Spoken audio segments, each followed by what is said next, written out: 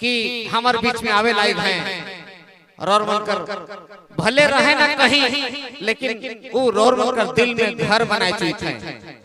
पता नहीं उनके अभुआस मिल रहे कि प्रधानमंत्री आवास, लेकिन सब संगीत प्रेमी बनकर दिल में घर बनाए चुके हैं। उनका नाम है कयूम अब्बास। जोरदार तालियां। कयूम अब्बासी परिचय का मोहताज नहीं है। बहुत कम समय में नागपुरी जगत में ऐसा छावल है कि फिर तो क्या कहना। कयूम अब्बासी, जोरदार तालियां। बहुत बहुत स्वागत है इस मंच में, इस कार्यक्रम में आप लेकर। रौरे कहाँ रहीला पता ना बताओ, कहे कि हम देख चुकी सब श्रोता बनकर दिल में रौर जगह है। बहुत बहुत स्वागत है इस आयोजन समिति बटले इस कार्यक्रम में। ले एक जोरदार तालियां फिर से बजाना चाहिए। कयूम अब्बास जी, स्वागत है अपने कर। हेलो, चलो सबसे पहले जितना भी जतरा में जमा हुआ सब भाई बहन और हमरे के समिति सब कोई के जोहार है। चलो प्रोग्राम स्टार्ट हो गया। हमरे के रिज रंग दुनिया में जाए चाहिए।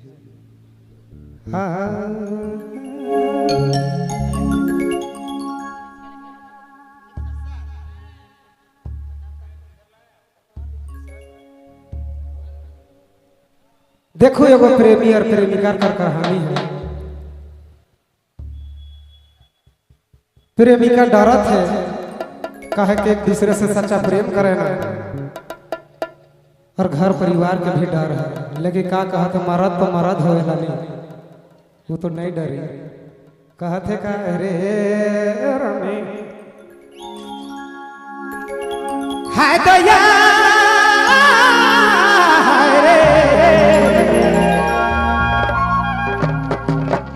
हो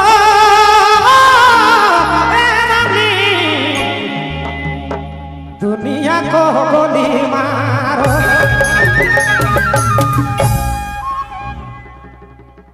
प्यार करो किसी से ना डरो, किसी से ना डरो। दुनिया को गोली मारो, दुनिया को गोली मारो। प्यार करो किसी से ना डरो। दुनिया को गोली मारो, तेरे मारो दुनिया को गोली मारो।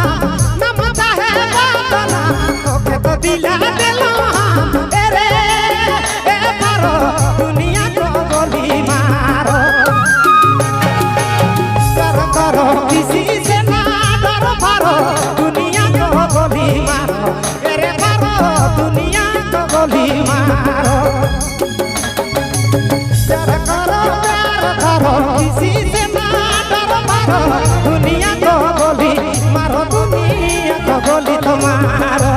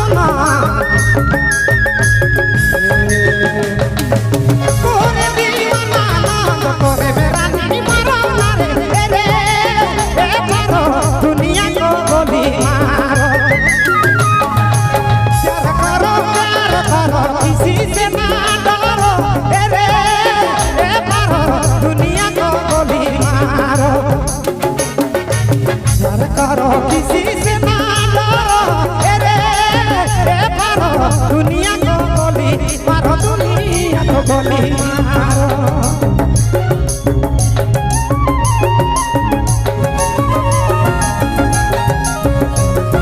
आपने मन सुना थे बबलू मोबाइल बैठा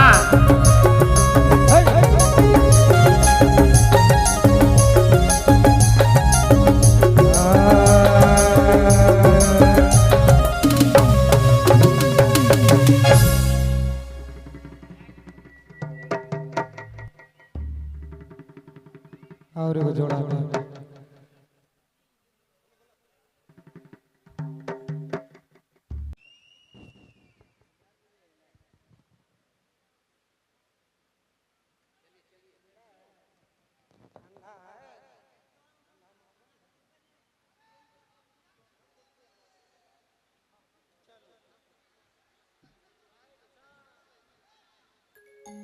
हेलो चलू सबसे पहले जितना भी जतरा में जमा हुआ सब भाई बहन